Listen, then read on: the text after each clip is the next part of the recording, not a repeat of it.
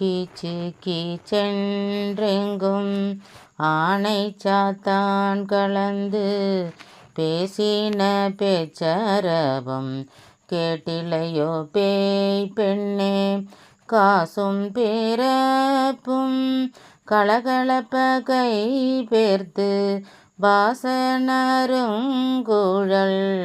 ஆட்சியர் மத்தினால் ஓசைப்படுத்த தைரரவம் கேட்டிலையோ நாயக பெண் பிள்ளாய்.